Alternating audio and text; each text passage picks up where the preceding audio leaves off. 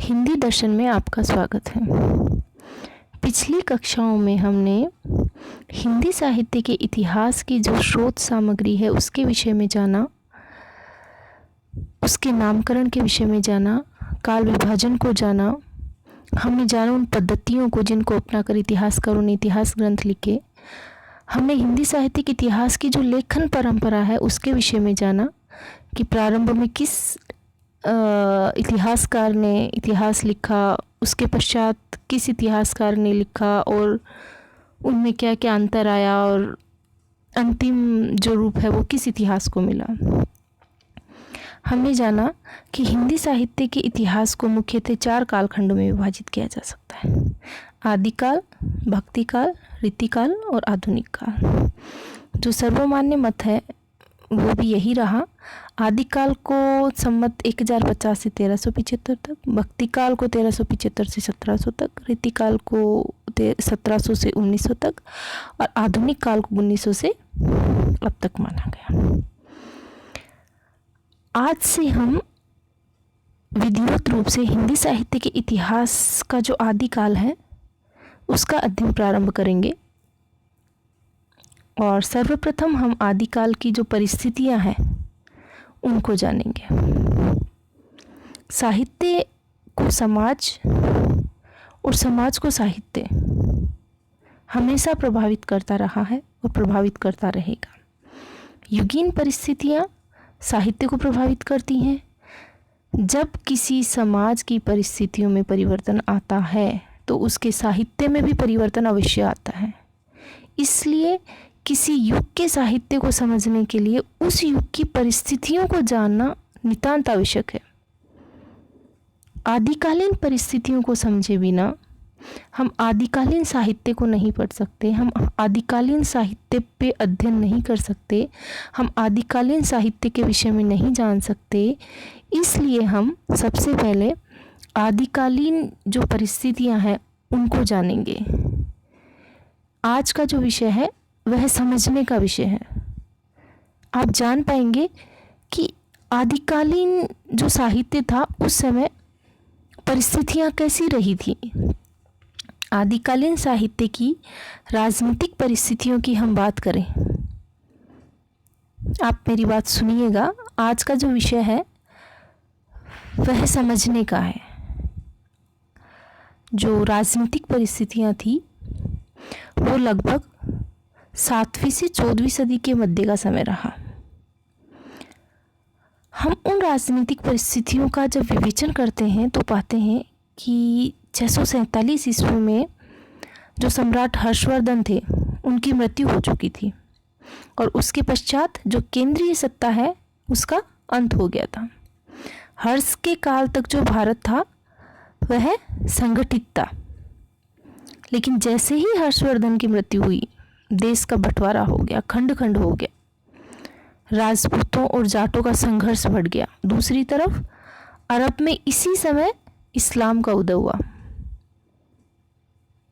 अरब में किसका उदय हुआ? इस्लाम का उदय हुआ। उसका प्रभाव भी भारत के जो उत्तर पश्चिमी भाग है उस पर पड़ने लगा। उस समय अफगानिस्तान जो है वह भारत का ही अंग था। मोहम्मद बिन कासिम ने सिंध पर आक्रमण किया और वहां अपनी सत्ता स्थापित कर ली। अन्य राजाओं ने सिंध के जो राजा है उसका साथ दिया। इस प्रकार भारत में इस्लाम का प्रवेश हो गया। ये हम उस समय की जो राजनीतिक परिस्थितियां हैं वो देख रहे हैं कि किस प्रकार से भारत में इस्लाम का प्रवेश हुआ। 10वीं सदी में जो मोहम्मद गजनवी हैं वो राजा बन गए। 11वीं सदी में जो गजनवी थे वो भारत पर बार बार आक्रमण करते रहे और सन 1025 में गजनवी ने सोमनाथ के मंदिर को आक्रमण कर धनराशि को लूटा और आक्रमणों ने जो भारत की राजनीतिक स्थिति थी उसको उस स्थिति में ला दिया कि भारत की स्थिति जो राजनीतिक स्थिति थी वो डामाडोल हो गई। 11वीं-12वीं सदी में दिल्ली में तोमर, अजमेर में चौहान, कन्नौज में गढ़वाल, इनका शक्तिशाली राज्य था, परंतु उनमें एकता का अभाव था। अंदर ही अंदर तीनों राजे एक दूसरे से लड़ते झगड़ते रहते थे। 1191 ईस्वी में मोहम्मद गोरी ने पृथ्वीराज चौहान पर आक्रमण किया। पहले प्रयास में गोरी पराजित हुआ, परंतु दूसरे प्रयास में 1192 ईस्वी में मोहम्मद गोरी ने पृथ्वीराज को पराजित कर दिया। 1194 ईस्वी में जयचंद को पराजित करके गोरी ने भारत में मुस्लिम सत्ता की स्थापना की। मोहम्मद गोरी के पश्चात सल्तनत जो काल में गुलाम वंश, खिलजी वंश, तुगलक वंश आदि के जो शासक हैं उन्होंने शासन किया। मेरे कहने का आशय यह है कि जो आदिकालीन राजनीतिक परिस्थितियां थी वो ग्रह कलह से युक्त थी। उसमें वैर भाव, वैमनस्य, हिंदू राजाओं में जो वीरता थी वो क्षीण हो रही थी। जो पड़ोसी राजाओं से जो वैर भाव रखते थे, राष्ट्रीयता संकुचित थी। अतः हम कह सकते हैं कि जो राजनीतिक परिस्थितियां थी वो ग्रह कलह से युक्त राजनीतिक परिस्थितियां थी। फिर हम देखते हैं आदिकालीन सामाजिक परिस्थितियों को, क्योंकि सामाजिक परिस्थितियों को समझे बिना हम जो आदिकालीन साहित्य है, सामाजिक वातावरण को समझे बिना जो आदिकालीन साहित्य है उसको भी नहीं समझ पाएंगे। तो जो सामाजिक वातावरण था वह भी अच्छा नहीं था। राजनीतिक परिस्थितियाँ सामाजिक परिस्थितियों को प्रभावित करती हैं, समाज पे भी वो बुरा प्रभाव डालती हैं।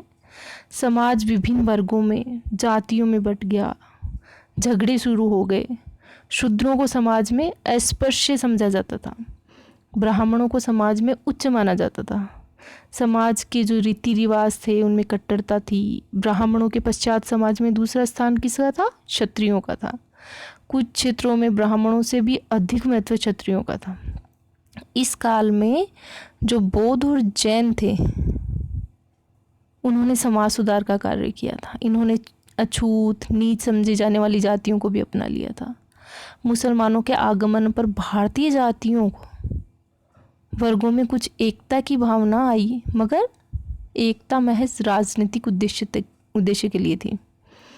आदिकालीन समाज में जो नारी थी उसकी स्थिति अत्यंत दयनीय थी। उसे केवल भोग की वस्तु माना जाता था। सती प्रथा, जौहर प्रथा आदि प्रचलित थे। बाल विवाह, कन्यावध भी प्रचलित थे। राजपूत समाज कुलीनता व बलिदान की भावना को महत्व देता था। राजपूत नारियां भी बलिदान को महत्व देती थी। राजपूत जो राजा होता था वह एक से अधिक रानियां रखता था। कई बार रानियों के लिए युद्ध भी हुआ करते थे। ये आदिकालीन सामाजिक परिस्थितियां हैं जो हम देख रहे हैं। राजपूत समाज में स्वयंवर भी होते थे। मुसलमान भारत में आकर बसे तो हिंदू और मुसलमान एक दूसरे से वैर भाव रखने लगे। मुसलमानों के आगमन से पहले से खंडित जो राष्ट्रीय जो एकता, उसको धक्का लगा। अमीर लोगों और राजाओं में बहुपत्नी प्रथा थी। विधवाओं को पुनर्विवाह का अधिकार नहीं था। इस प्रकार सामाजिक वातावरण अत्यंत खराब था। समाज का जो माहौल था वह ठीक नहीं था। आगे हम आदिकालीन जो धार्मिक परिस्थिति है उसके विषय में चर्चा करते हैं कि आदिकाल में जो धर्म है वह कैसा धर्म था। आदिकाल में जो राजनीतिक परिस्थितियों में परिवर्तन हो रहा था तो धार्मिक परिस्थितियों में परिवर्तन होना स्वाभाविक था, क्योंकि धार्मिक परिस्थितियां राजनीतिक परिस्थितियों से जुड़ी हुई हैं, धार्मिक परिस्थितियां सामाजिक परिस्थितियों से जुड़ी हुई हैं। इसमें जो हिंदू धर्म है उसको ठेस पहुंची। इस समय जो जैन धर्म के प्रति भी लोगों का झुकाव बढ़ने लगा था, लेकिन अभी भी प्रमुख धर्म कौन सा था? हिंदू धर्म था। 12वीं सदी में शैव मत व वैष्णव मत जोर पकड़ने लगे। ब्राह्मण धर्म ने जैन धर्म व बौद्ध धर्म को अपने में लीन करने का भरसक प्रयास किया, लेकिन इन धर्मों का स्वतंत्र अस्तित्व बना रहा। बौद्ध धर्म व जैन धर्म के आगमन से ब्राह्मण धर्म उदार होने लगा। अब ब्राह्मण धर्म में भी छोटी जातियों को सम्मान मिलने लगा। कालांतर में बौद्ध धर्म हीनयान, महायान, वज्रयान, सहजयान आदि अनेक शाखाओं में बट गया, परंतु फिर भी बौद्ध धर्म ने हिंदू धर्म पर गहरा प्रभाव डाला। इन परिस्थितियों के कारण ही इस काल के कवियों ने खंडन मंडन, हठयोग, श्रृंगारपरक साहित्य की रचना की। फिर हम देखते हैं आदिकालीन साहित्यिक प्रवृत्तियों को, यानी आदिकाल में कैसे साहित्य लिखा जा रहा था, साहित्य की कैसी परिस्थितियाँ थी। यद्यपि चारों तरफ अराजकता, अव्यवस्था, अशांति का वातावरण था, परंतु फिर भी इस युग में साहित्यिक रचना निरंतर होती रही। कन्नौज और कश्मीर साहित्य रचना के प्रमुख केंद्र रहे। आनंदवर्धन, कुंतक, क्षेमेंद्र, राजशेखर आदि काव्य शास्त्री इस युग में उत्पन्न हुए। संस्कृत के जो महान कवि जयदेव हुए वो भी इसी काल में हुए। अपभ्रंश साहित्य में जैन कवियों ने विशेष योगदान दिया। इस काल में अपभ्रंश के साथ साथ लोक भाषा में भी साहित्य का निर्माण हुआ। इसे हम देसी भाषा कह सकते हैं। सिद्धों और नाथों ने इसी देसी भाषा में साहित्य रचना की। देसी भाषाओं में डिंगल पिंगल, मैथिली, अवहट आदि भाषाएं शामिल हैं। तो आदिकालीन जो भाषाएं हैं उसके विषय में हम बता रहे हैं कि आदिकाल में डिंगल पिंगल, मैथिली, अवहट आदि जो देश भाषाएं थी उसमें काव्य रचा जा रहा था। कुमार रासो, बिसल देव रासो, पृथ्वीराज रासो जैसे महान ग्रंथों की रचना आदिकाल में हुई। विद्यापति ने मैथिली भाषा में पदावली की रचना की। परंतु संपूर्ण साहित्य का अवलोकन करने पर हम पाते हैं कि अधिकांश साहित्य स्वामिनः सुखाय की दृष्टि से ही रचा गया। इस काल के साहित्य में धर्म उपदेश के साथ साथ वीर रस व श्रृंगार रस की प्रधानता रही। अब हम देखते हैं आदिकालीन सांस्कृतिक परिस्थितियों को। संस्कृति समाज का ही एक हिस्सा होती है और सामाजिक वातावरण सांस्कृतिक परिस्थितियों को प्रभावित करता है। जैसा कि आपको हम बता चुके हैं कि सम्राट हर्षवर्धन के काल में भारतीय संस्कृति है वो समृद्ध संस्कृति थी। इस समय भारत पूर्णतः स्वाधीन था और भारतीयों में एकता की भावना थी, चारों तरफ शांति थी। यही कारण है कि इस काल में मूर्तिकला, चित्रकला, संगीत कला और स्थापत्य कला का खूब विकास हुआ। परंतु हर्षवर्धन की मृत्यु के पश्चात चारों तरफ अशांति और गृह कलह का माहौल हो गया, अतः इन सब कलाओं का विकास रुक गया। अधिकांश मुसलमान शासक भारतीय कलाओं का सम्मान नहीं करते थे। उन्होंने भारतीय कलाओं को नष्ट करने का प्रयास किया। मोहम्मद गजनवी ने भारत पर अनेक आक्रमण किए तथा भारतीय मंदिरों में तोड़ फोड़ की। मुसलमान शासक मूर्ति पूजा के कट्टर विरोधी थे। मुसलमान शासकों के कारण जहां एक और मूर्ति कला का विकास अवरुद्ध हो गया था, वहीं दूसरी ओर वे पुराने हिंदू मंदिरों को नष्ट कर रहे थे। आपसी कलह, युद्धों के कारण मूर्ति कला, स्थापत्य कला, संगीत कला का समुचित विकास न हो पाया। संक्षेप में हम कह सकते हैं कि आदिकाल में जो मुक्त कलात्मक चेतना है वह विकसित नहीं हो सकी। इस प्रकार इन परिस्थितियों को जानने और देखने के बाद हम कह सकते हैं कि जो आदिकालीन राजनीतिक, सामाजिक, धार्मिक, सांस्कृतिक और साहित्यिक परिस्थितियां रही वो काफ़ी विकट थी। राजनीतिक दृष्टि से अराजकता और अव्यवस्था का काल था आदिकाल। सामाजिक दृष्टि से देखें तो असमानता का काल था। धार्मिक दृष्टि से कुछ अनुकूल परिस्थितियां रही, क्योंकि जो सिद्ध और जैन और नाथों का जो साहित्य वो अत्यंत प्रभावशाली था, जो आदिकालीन युग में लिखा गया। आपसी युद्धों व वैरभाव के कारण वीर रस प्रधान रचनाएं भी अपना प्रभाव छोड़ती हैं, परंतु उनमें से वही रचनाएं बच पाई जो जनसाधारण में लोकप्रिय थी। परंतु कालांतर में उन रचनाओं में इतना कुछ जोड़ा गया कि रचनाएं भी संदिग्ध हो गई। आगे हम देखते हैं परिस्थितियों को समझने के बाद कि आदिकाल की जो समय सीमा है वह क्या मानी जाए। वैसे तो हिंदी साहित्य के इतिहास में लगभग 8वीं सदी